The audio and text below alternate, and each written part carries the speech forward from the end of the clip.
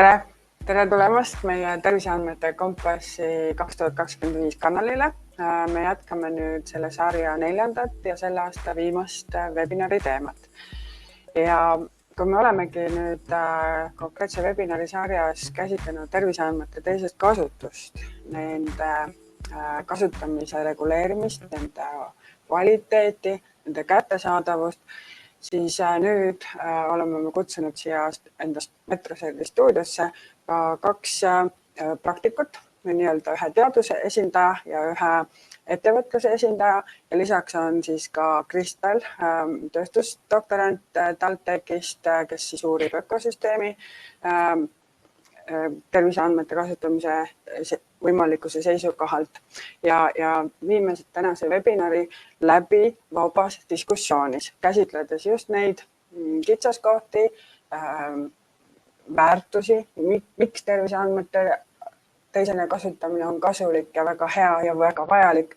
Ja liigumegi siis oma stuudiokülaliste juurde. Palun teil ka ennast tutvustada, ettevõtluse esindaja. Tere! Minu nimi on Anna-Liisa Kubo ja ma olen ettevõttest Nordica Medical. Ma olen ettevõtte asutaja ja innovatsioonijuht. Ja minu nimi on Ekaterina Kazantseva ja ma töötan TFTACis, mis on ka nagu teadusasutus, mitte ainult nagu see ei ole nagu ülikool ja mina olen mikrobiomi uuringute juht. Ja Kateriina siis esindab meil teadust poolt. Mina olen Janne Pullat, terviseandmete valdkonna juht Metroservis ja Kristel on meil siis täna Brüsselist otseliinis. Ja tere ka kõigile minu poolt. Mina olen Kristel Oitmaa ja ma olen TalTechi ja Metroservi tööstusdoktorant ja olen siis praegust läbi viimas ühte uuringut, terviseandmete ökosüsteemi uuringut, aga sellest siis mõne aja pärast täpsemalt. Suur aitäh, et liigumegi siin nüüd selle debati alustamiseks nende muutuste tuules, mis aastanumbri vahetusega Eesti terviseandmete või tervisetehnoloogiate ökosüsteemis juhtumas on. 2025 on olnud väga produktiivne seadusregulatsioonide maastiku uuendamise kontekstis. Lisandumas on ka uusi seadusi, mis kõik võimaldavad tervisetehnoloogiate innovatsiooni kiirendada. Ja kõige suurem muutus ehk on inimgeeniuuringute seaduse kehtima hakkamine uuest aastast, mis teeb võimalikuks genoomi andmete analüüsi tulemuste kasutamise tehnoloogiate ja toodete tootmiseks. Ja kindlasti väga suure efekti annab ka eetikakomiteede koondamine ühe teadusasutuse juurde, mis on siis ETAG. Ja sellega kaob ära siis vajadus erinevatest eetikakomiteede poole pöördumisest vajalike terviseandmete ligipääsemise taotluseks. Et kuidas teie näete siin nüüd enda igapäevatöös nende kitsaskohtade ületamise efekti?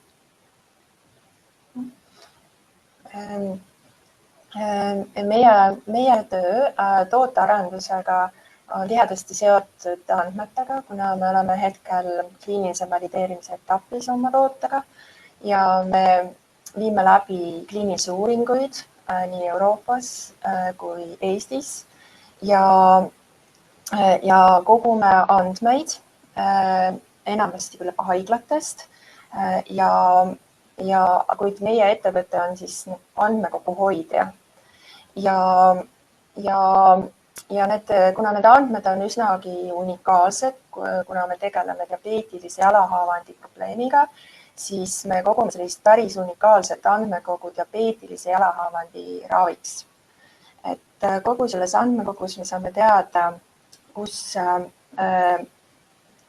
on meie patsiendid, millist ravi kasutatakse enamasti, millised võivad olla ravi nii-öelda paremaks muutmise võimalused siis uued standardid tulevad ka ravile pidevalt välja ja me praegult oleme küll selle andmekogu omanikud, aga meil on öeldud, et tegelikult oleks päris huvitav selliseid andmeid siduda ka diabeediga üldiselt ja ka üldisema diabeedi probleemi käsitlusega ka riigi tasemel, et selles mõttes, et meile pakuks ka huvi diabeedi puudutavate andmete kasutamine oma uurimustöös ka näiteks Eesti põhiselt, et seetõttu me potentsiaalselt oleme huvitatud küll ligipääsust sellistele riiklikele andmekogudele, aga tänani meil puudub tegelikult teave, kuidas seda kõike paremini ja turvalisemalt ja efektiivsemalt teha. Ja mina ka arvan, see on väga oluline küsimus, sellepärast me teadusasutus ja ka ettevõtte, me ka korjame isiklikud andmeid. Need ei ole kliinilised andmed, need on rohkem seotud toitumise uuringutega, aga me ka sekveneerime mõned ja meil ka on olemas andmestik. Ja tegelikult on näha, et erinevad ettevõtted, mis töötavad sellest valdkonnast, nendel on olemas andmestikud ja tegelikult ühelt poolt me ei tea nendest andmestikust midagi ja tegelikult see koordineerimine ja jagamine ja kättesaadavus terviseandmeid võiks tegelikult toetada innovatsiooni ja arendust, sellepärast kui rohkem kvaliteetset andmeid me saame, siis rohkem mingid sidemed, korrelatsiooni me saame leida selleks, et inimesele pakkuda midagi teenusena juba kompleksne paketti, kus kõik need toitumisuuringud, terviseuuringud, mingid võib-olla geenivarmu andmed ja arstide poolt andmed töötavad koos ja siis see võiks olla näiteks mudeline, et digitaalselt kaksikut teha ja simuleerida midagigi juba kasutades intellekti keskkonnast ja tekitada juba väärtust patsientidele, inimestele ja tegelikult ühiskonnale. Suur aitäh! See oli väga hea näide, kuidas ettevõtetel innovatsiooni elluviimisel on väga konkreetne vajadus täiendavate andmete jaoks, et saada teadmistest tervikpilti. Nüüd hiljuti muideks Sotsiaalministeerium avalikustas tervisetehnoloogiate innovatsiooni teekaardi. See on avalikustatud ka Sotsiaalministeeriumi veebilehel ja selle eesmärk oligi väga konkreetselt ära kaardistada erinevate tehnoloogia arenduse tasemetel TRL-ides, milliste partnerite poole on võimalik Eestis vastavas arendusetapis pöörduda ja millist tuge või informatsiooni konkreetsed asutused, organisatsioonid nendes etappides pakuvad või teenusena. Ja seal on ka ilusti Metrosert ära märgitud, kuidas Metroserti poole, milliste probleemidega võib töötuda ja hiljuti oli ka selle teekaardi tutvustus. Et kui nüüd praktilisest poolest ilusti edasi nüüd siit liikuda, siis mida teie täna näete kõige suurema takistusena, et oma arendusele lisaväärtust juurde arendada just terviseandmete najal? Võib-olla mina alustan ja ma arvan, et me peame alustama sellest, et meil puudub informatsioon.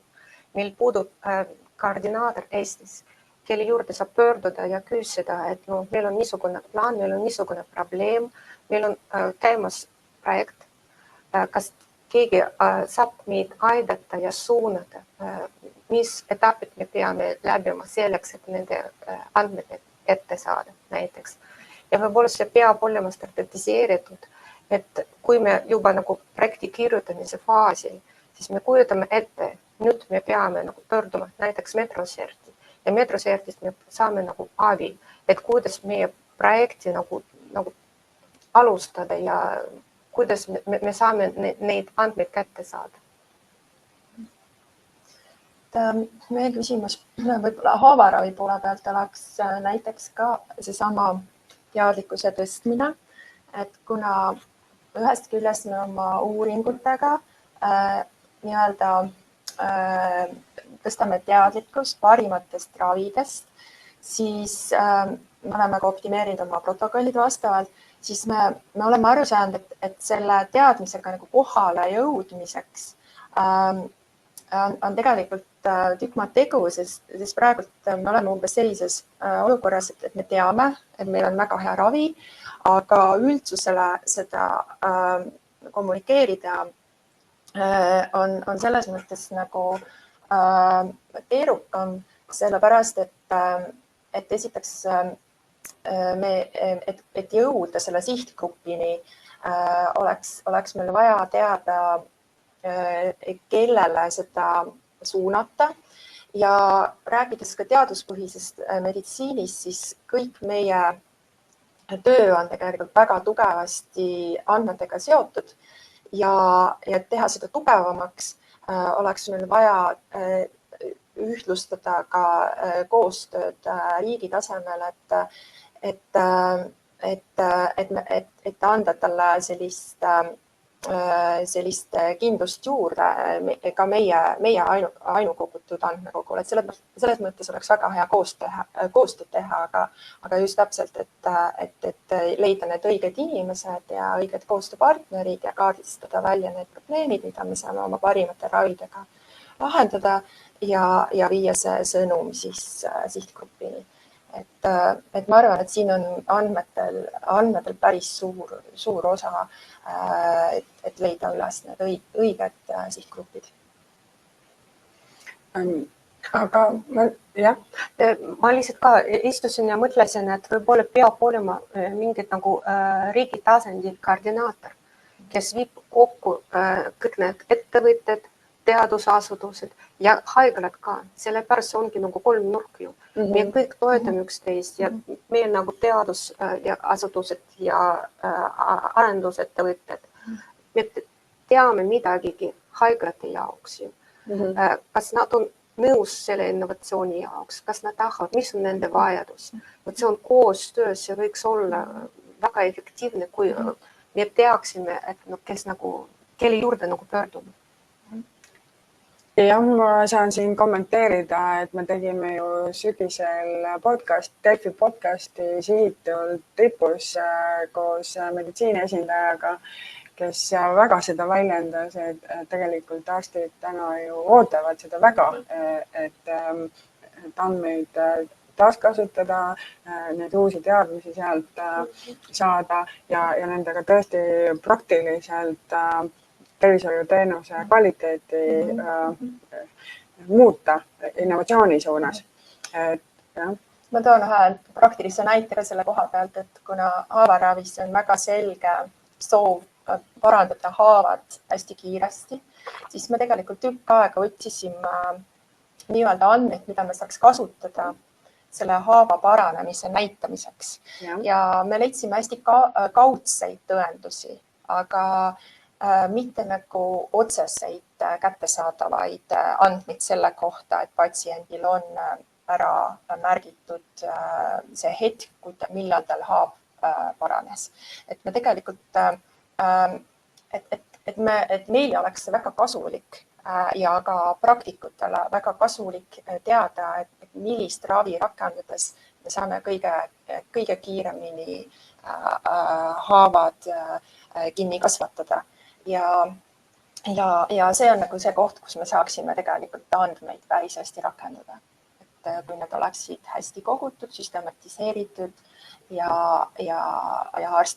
arstid esmajoones siis usaldaksid neid ja siis meie ettevõtjatena saaksime neid kasutada oma arenduses. Ja, palun, Kristel.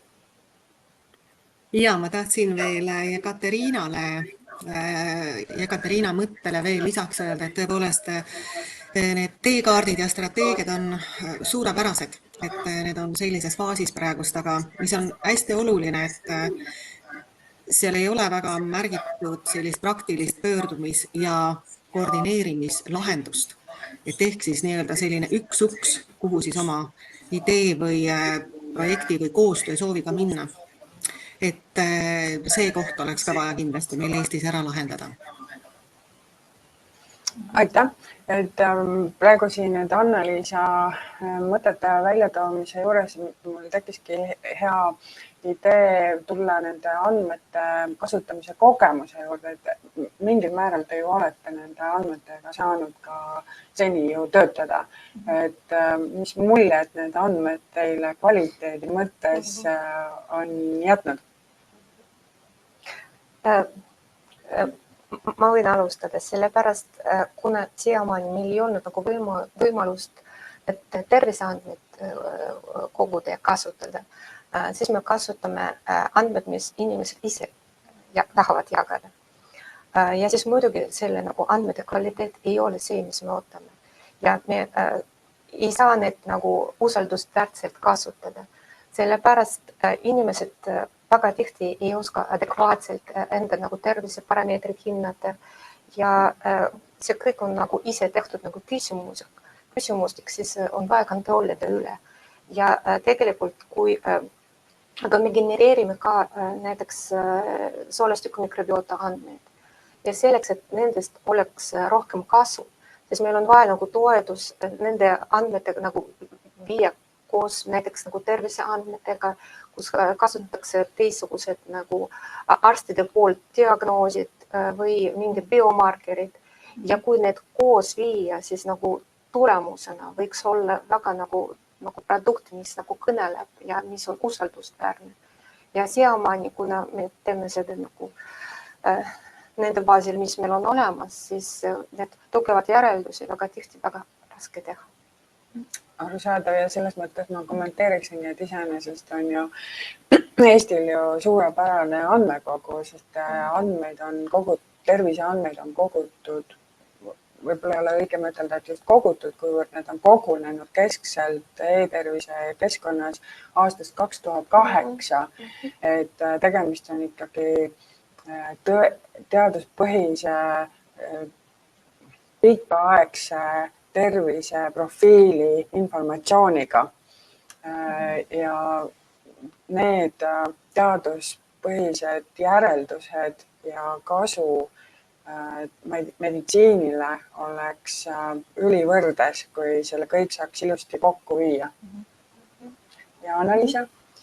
Meie oleme kasutanud näiteks andmeid Haigekassast, et vaadata, kui tihti üldse haavaraviteenuseid Eestis kasutatakse, kus neid kasutatakse rohkem ja me proovisime siis nagu varemalt järeldust teha, et kas see haavaravi teenuse rakendamine on kasulik, et kas need praegused standardravi tingimused võimaldavad head tulemust patsiendile, kuid see info jäi meil väga üldsõnaliseks, väga kaugeks. Me saime ainult sellist üldisemat teavet ja ma ütleks, et kõige kvaliteetsemad andmed on tulnud ikkagi küsimustiku põhjal, mille me oleme kliinilistes uuringutes siis koostanud ja selliste küsimustike läbiviimine on väga tugevasti reguleeritud ja neid me saamegi ainult siis eetikakomitee loaga siis koos selle kliinilise katsega läbi viia ja see andmestik, mis me sealt on kogunud, on olnud väga kasulik, sest seal me juba küsime väga konkreetseid küsimusi patsiendile, näiteks eelnenud perioodi kohta, kaua tal see haav on juba olnud ja mis ravisid ta eelistab, on kasutanud ja meie uuringu käigus samuti me tegelikult tutvustasime veel ka parima ravi põhimõtteid ja siis jälgisime paranemist. Need on hästi head andmed haavaravi jaoks, mis me oleme pidanud nagu ise koguma. Kuid kui me räägime nagu teistest andmetest, mis on meile uuringute jaoks kasulikud, siis samuti diabeedi esinemistõenäosus Eestis ja samuti diabeedi hooldusega seotud tegevused ja kõik neid ei ole nüüd nii põhjalikult tänaseks üles minu teada andmekogudesse kogutud, aga see oleks midagi sellist, millised andmed oleksid nagu ettevõttele hästi kasulikud, et mida detailsemad, mida põhjalikumad ja mida rohkem neid on märgitud üles algusest lõpuni, et nad oleksid informatiivsed. Et kindlasti on ettevõttele suur vajadus selliste heade kvaliteetsete andmete järele. Siit minul tekkis kohe see küsimus, et meie Metroserdis viime ju erinevatest andmebaasidest päringuid kokku, et võimalikult informatiivset andmeanalüüsi tulemust saada. Kuivõrd teie nüüd selle andmekogu omanikuna olete valmis ka seda välja jagama, mida teie olete nii suure väärtusena kogunud? Ja, et suur töö meil on tehtud ka Euroopa Liidu toetustega ja Eesti Vabariigi rakendusuuringu toetustega. Seetõttu ma arvan, et suur osa seetõttu nendest andmetest nagu justkui kuulukski riigile tegelikult, mis meie töö tulemusena on kogutud. Aga kuidas seda teha kõige paremal viisil, et selle jaoks oleks vaja formuleerida vajadus ja kuidas meie saame siis panustada selle näiteks riigipoolse andmestiku siis väärtusesse. Et see oleneb kõik sellistest väga konkreetsetest lähtepunktidest. Aga siit ongi selline praktiline küsimus, kas see on teada, kuidas te võite neid andmeid välja anda? Ja, meil on selles mõttes üsna nagu selgepiiriline see, et kõik meie andmed on anonüümsed ja kogutud kindlate uuringute jaoks ja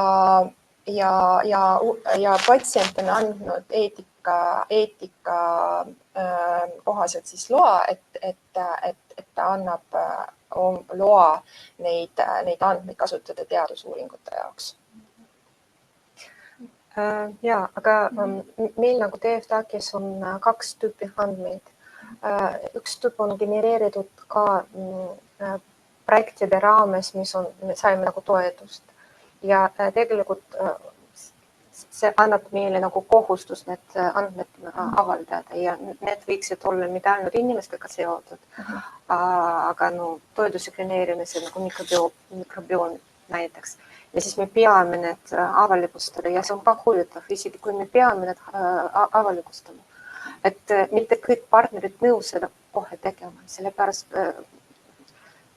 andmedel on väärtus. Andmedel on väärtus ja mul on selle kohta erinevad arvamused. Ühelt poolt need andmed genereerida ei ole väga keeruline. Kõige olulisem, mis sa pärast teed nende andmedega. Aga kui meil on praegu seda tehisintellekti juba areng on nii suur ja võimeline, et tegelikult need andmed analüüsida ka võib-olla juba ei ole probleem, aga kuidas need genereerida mingit nagu mõttega ja kvaliteediga.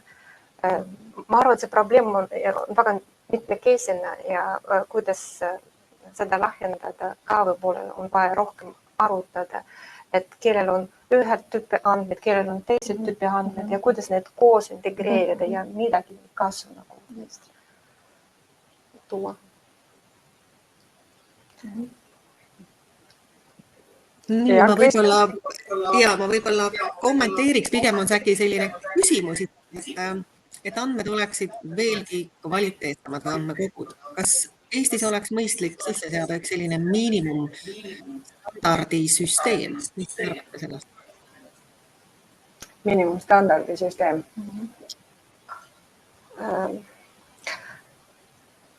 See sõltub süsteemis, ma ütleks.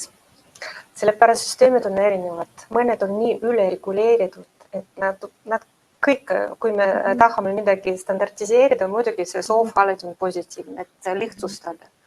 Aga me peame leidma mingid nagu miinimumi, mis toob meile nagu väärtust ja kasu. Muidugi on palju lihtsam, kui sa tead, et seda nagu kvaliteedi parameetrit, mille järgi sa need genereerid ja siis saab need nagu kasutada. Aga jälle minu kogemus näitab, see peab olema mingid nagu tasandil. See ei pea olema üle normi minna, sellepärast kui see on liiga keeruline, siis süsteem juba ei tööta. Et üks põhjus, miks meie andmed on väga põhjalikud, on seetõttu, et me avaldame neid teaduspublikatsioonides ja teeme siis põhjaliku analüüsi selle jaoks. Et seetõttu meil on endal väga suur ja see on seotud ka tootearendusega, et seetõttu meil on endal juba isiklikult väga suur huvi neid andmeid hästi põhjalikult koguda ja hoida. Aga ma arvan, et võib-olla ka sellistele andmekogudele, mis kohe nagu näiteks on olemas, aga ei ole väga selgepiiriliste nagu eesmärkidega kohe alguses seotud, et meil oleks vaja haldajaid. Et kui andmekogul on juba haldaja olemas, kes nagu mõnevõrra vastutab selle andmekogu väärtuse eest, et siis tegelikult see juba iseenesest aitaks anda sellele andmekogule sellist teaduspõhisust ja põhjalikumat sissevaadet ja just täpselt siis tekikski see võimalus küsida täpsustavaid küsimusi ja leida võib-olla need koostöömomendid, et siduda siis neid erinevaid andmekogusid siis. Et ma arvan, et siin võib-olla on see võtmeküsimus selles halduses ja nende andmekogude haldajates ka natuke. Jah, ma siinkohal kommenteeriksin, et kui me räägime tehisintellekti rakendamisest, siis me räägime ühtlasi ka andmete liikumisest. Ja selleks, et erinevad süsteemid neid andmeid üheselt mõistaksid ja lõppkasutajani jõuaks õige info, siis see ikkagi eeldab selliste miinimumstandardite kasutamist, et see on nii-öelda ühise arusaama kokkuleppimine, eks ole.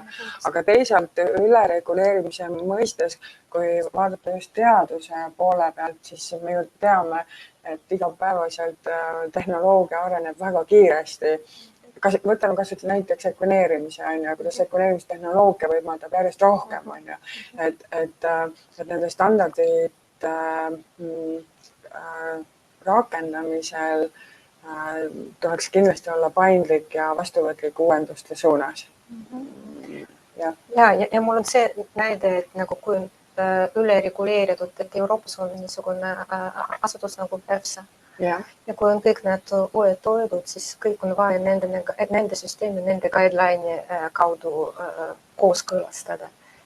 Ja kõik need teekaardid, nad ei ole, nad lähevad paremaks ja paremaks, aga nad on ülekeerulised. Ja väga tihti see väga nagu pidurdab innovatsiooni. Sellepärast siiamaani, et saada seda luba, see vahepeal Euroopas võtab aastaid ja aastaid. Selles mõttes Ameerika ja Aasia on palju efektiivsem. Nendel on ka standardid kindlasti. Nad ei saa nagu lubada, et inimesed tarbeksid mingid nagu toodet, mis ei ole nagu ohutu. Aga see teekaart on palju konkreetsem, palju lihtsam ja lihtsustatud. Ja tegelikult, kui me räägime innovatsioonidest, siis kui ülereguleerimine alati pidurdab innovatsiooni. Arusaadav. Kas Kristel soovib kommenteerida? Ja ma olen absoluutselt nõus, et ülereguleerimine kindlasti ei aita kaasa. Et võib-olla see teema ongi pigem miinimumnõuete seadmine, et andmekogud oleksid kvaliteetsed või kvaliteetsemad. Aga praegu tõepoolest kogu Euroopa liigub lihtsustamise suunas, et kõik sektorid on liialt üle reguleeritud ja see takistab kindlasti arengut ja innovatsiooni. aga nüüd selle regulatsioonide juures ikkagi ei saa üle ega ümber andmete kvaliteedist. Mis teie arvamus on, kes peaks vastutama, et andmed oleksid isegi üks asi kogutud kvaliteetselt, sest kogumise hetkel juba mõjutatakse väga palju selle andme kvaliteedi olemust. Ja siis edasi, et need andmed oleksid nii-öelda suurandmekoguna kvaliteetsed. Mis on teie nägemus, kes peab vastutama selle eest? Praktilisest näidest võiks tuua, et kui me kogume haiglatest andmeid, siis on ülioluline, et meil on keegi vastutaja seal haiglas koha peal olemas, kes tegelikult vastutab sisestuse eest ja meil on olnud vaja täiendada andmeid, et me teame, kelle poole siis sellisel juhul pöörduda. Et ma arvan, et kvaliteetsete andmete puhul on ülioluline, et neid saab täiendada. Et nad on võimalik paar sammu tagasi astuda ja mõni lünk ära täita, kui seal on puudu midagi. Mina ka arvan, et kogumise eest peab olema vastatud nagu mitte asutus, aga mitu osapoolt. Sellepärast me kogu aeg õppime, me teame, kuidas järgmine etapil seda teha nagu paremad ja see peab olema nagu tagasiside. Et okei, nüüd me otsustasime, et sellel hetkel meil on vaja veel juurde midagi küsida või teistmoodi küsida. Ja siis see süsteem, mis kogu aeg nagu õpib ja arendab ennast. Ja ainult nagu kui kõik osapooled sellest on huvitatud ja töötavad koos, jälle see on koostöö, siis see süsteem parandatakse. Ma alustasin sellest info killust, et see aasta on väga palju jõutud uuendamisega ühele poole, mis puudutab tervisetehnoloogiat ja terviseandmete ökosüsteemi, just regulatsioonide seisukohalt nii-öelda uued seadusandluste uuendused ja ka EHDS-i rakendamise kava. Siis kuidas teile tundub, kas te jääte sellega täna juba rahule või te arvate, et seda Eesti ühtset tervise andmete strateegia vajab veel terviklikumat lähenemist, et sellega tuleb veel edasi töötada? Ma huviga ootan, mis tegelikult ootab meid järgmisel aastal, mis see konkreetselt tähendab. Sest see räägitakse ja uuendatakse ja kättesaadavus on lihtsustatud, aga siis tahaks proovida ja testida seda. Sellepärast ja nagu meie ettevõtte poolt meil on väga huvitavad ideed, kuidas me saame rakendada need terviseandmed nagu erinevatest projektidest ja siis vaatame, mis tegelikult see tähendab. Ma usun, et kui nende andmetega saaks publikatsioone teha juba, siis on need ka väga head andmed, sest publikatsiooni jaoks on vaja tegelikult, et need oleksid eetiliselt kogutud, teadussuunale orienteeritud ja et me saaksime näiteks siis kasutada oma andmeid ja viia need siis kokku riigi andmed. Et samuti ma pean mainima, et ega ma tegelikult nendest uuendustega väga hästi veel kursis ei ole ja me ei ole kasutanud veel riiklikke andmebaase oma tegevuses, kuid ma näen siin palju võimalusi, et selliseks põhjalikuks teadussuuna toetavaks koostööks.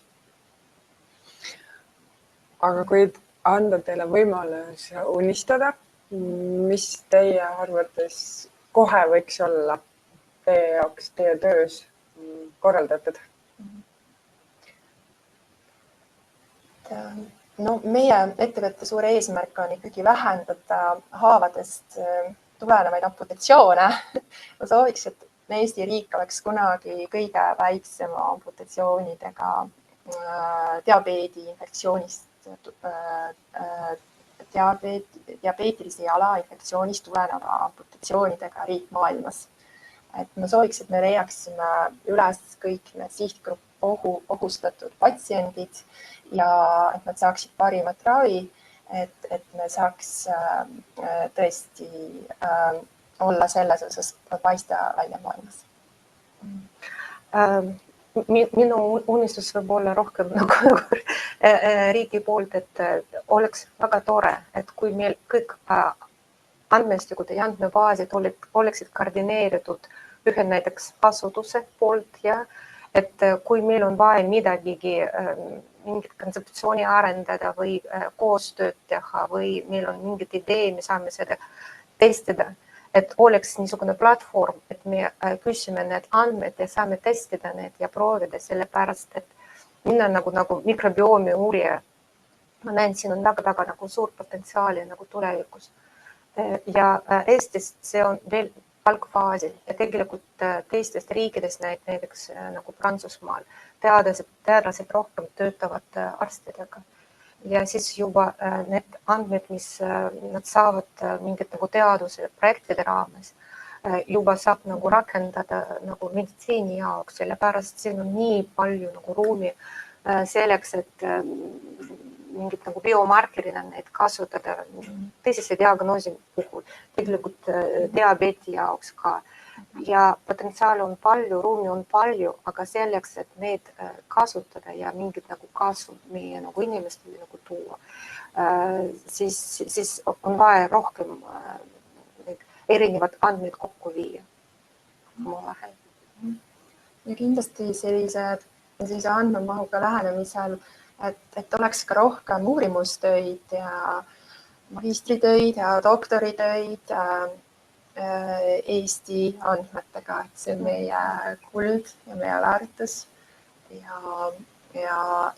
see on ka üks suund, mis kindlasti Eestile oleks väga nagu, mis aitaks meile Eestit nii-öelda tutvustada maailmale. Tegelikult hiljuti oli uudis meedias, et Eesti teadlased on üks nagu maailmas nagu kõige tsiteeritud teadlased. Selles mõttes meie teadus on väga nagu kõrgemal tasandil. Et äkki nagu lahendada seda ja pakkuda see teaduspõhjaline nagu koostöö ettevõttega, et kokku viia meid kus ettevõttega, kes võivad seda rohkem kasutada, et need suurepärased nagu teadmised juba nagu tekkinud sellepärast ja meil on geenivaramu, meil on tervisesüsteem juba rohkem kui 17 aastat, 18 aastat oli 17. Ja siis oleks tore, et me liiguksime nagu praktikale. Ja, see on ka see põhjus, miks Eesti riigis on ellu kutsutud rakendusuuringute keskus ju Metroserti juures ja terviseandmete valdkonna üks põhiülesandeid ongi toetada ettevõtlust just terviseandmete analüüsi võimaldamise jaoks, et saaks viia läbi valideerimisi, testimisi. Samas ka just tulles juurde sinna teemaarenduse juurde, et neid andmeid informatsiooniallikana käsitleda ja leida uusi infomustreid nende põhjal nii-öelda. Et Anneliis, sinul oli ju lausa selle idee lugu tulenes just andmete analüüsi pealt, et kas sa jagaksid seda meiega? Ja, Anneliis, palun. Et kui me alustasime oma arendus, siis ma tegin veel too aeg doktoritööd nanotoksikoloogия erialal Keemilise bioloogilise füüsika instituudis, keskkonnatoksikoloogia laboris, kus me kasutasime oma uurimustöös juba mitmeid andmebaase, et teha selliseid sirgjoonelisemaid järeldusi. Ja üks asi, mis me märkasime too aeg, et hõbeda nanoosakesed, mida me siis uurisin, et neid on väga palju kasutatud just haavaravis. Et oli olemas selline üks andmebaas, mis oli kogunud kokku siis ettevõtetelt nanoosakeste kasutusalasid ja süstematiseerinud need ja teinud selliseks kasutussõbralikuks, et sa said sellise lihtsa otsinguga leida Näiteks siis meie puhul oli oluline see hõbeda nanoosakeste küsimus, et nende kasutusalad ja sealt paistis välja kohe haavaravi ja samal ajal me tegelesime ka Euroopa Liidu taseme regulatsioonide uurimisega ja nägime, et juba tegelikult on hakatud keelustama hõbedat, et hõbe on üle kasutatud paljudes valdkondades ja näiteks toiduaine pakendites on juba hakatud keelustama hõbeda lisamist ja et järgmine fookus võikski olla juba haavaravi suunal ja see tegelikult, see teave kannustas meid leidma alternatiivi hõbedale või siis nagu traditsioonilisele hõbedale ja me hakkasime otsima teisi tehnoloogiaid, mis võiksid hõbedat asendada ja me tegelikult selle tulemusena oma uurimustest tahtsime ka esialgu hõbedat asendada, kuid uurimuste käigus leidsime, et tegelikult saame hõbedat hoopis vähendada, säilitades efektiivsuse. Ehk siis tänaseks oleme vähendanud oma toodetes hõbeda kogust 40–1000 korda ja teinud selle efektiivseks ja funktsionaalseks, et meil on tegelikult selline maailma tasemel, ma ütleks, et üks kõige innovatiivsemaid hõbeda lahendusi ja seda kutsutakse siis tööstuses turgu häirivaks tehnoloogiaks, et me tegelikult oleme teinud hõbeda innovatsiooni, mis kliendile läbi siis nende andmete võimaldab saada sellist väga head ravi ja samas me oleme jälginud arenduses keskkonna ohutuse põhimõtteid ja ka haavaravis, mis on meditsiiniseade, oleme rakendanud efektiivsuse ja ohutuse jälgimise põhimõtteid, et me oleme teinud sellise inglise keeles on see sõna fine tuning hõbedale. Ja selle arenduse käigus on hästi suur osa olnud andmebaasidel, nanouuringutele suunatud andmebaasidel ja ka Euroopa Liidu andmebaasidel, kus me oleme otsinud molekulide ohutusprofiile ja nüüd siis praegu ettevõttes me teeme siis kliinilisi uuringuid, et hakkame rohkem ka terviseandmetega töötama. Aitäh. Kristel?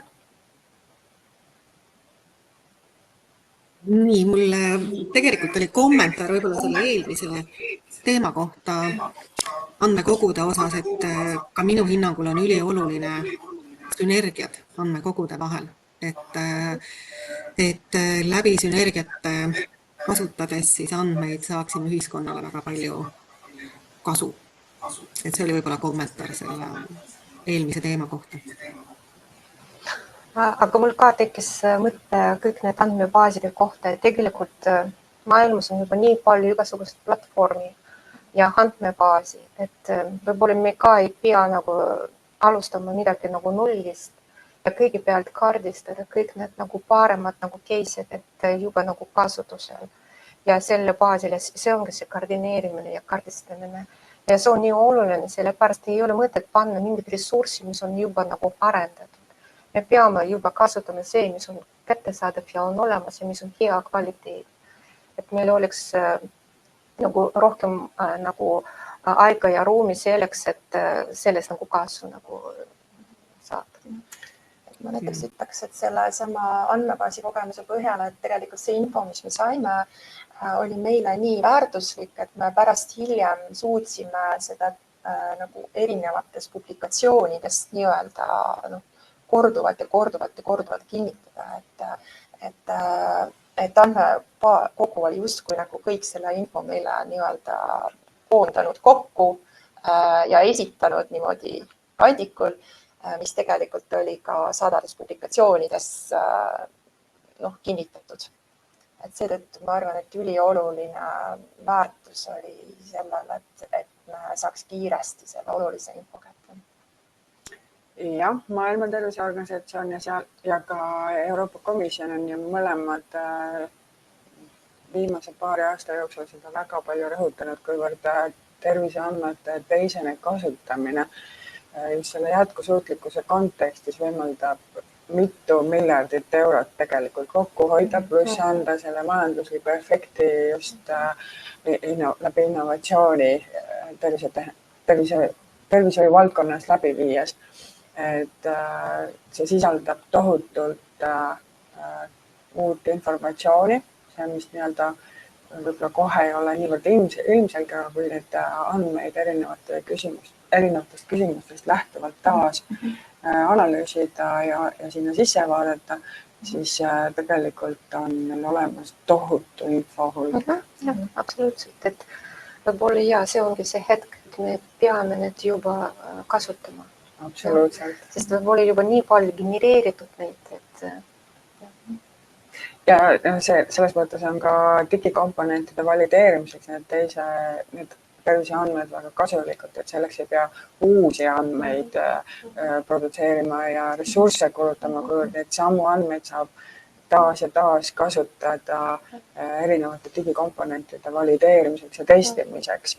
Et siin ka kindlasti meie Metroseedris saame arendajaid väga palju aidata. Et hakkame oma otsi kokku tõmbama. Kristel, ma annan veel sõna sinule. Ja ma saan siinkohal ka Jannega ainult nõustuda, et tõepoolest, kui me seda olemasolevat ressurssi saaksime ära kasutada, siis meil oleks palju päästetud elusid ja miljardeid eurosid säästetud ja innovatsioon hoopis võib-olla teisel tasemel.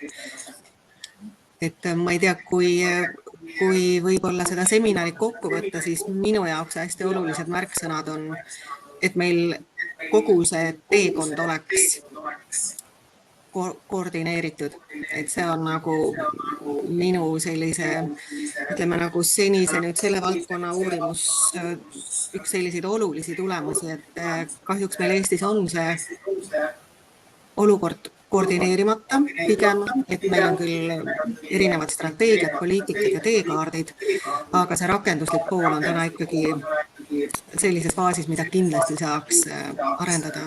Võib-olla ma toon selle koha ka veel välja, et Eesti väikse riigina meil on kogu digitaliseerimine suurepärasel tasemel. Meie inimesed on avatud maailmavaatega ja ma usun, et Eesti võiks olla üks selline suurepärane testriik, kus andmeid ja andmekogusid väga efektiivselt kasutada. Et nii riik kui siis laiemalt ühiskond saaksid sellest kasu.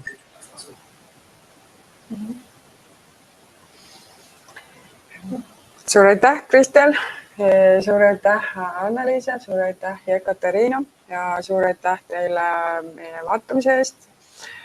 Ootame ka tagasisidet ja jätkame kindlasti selle teemaga ka uuel aastal.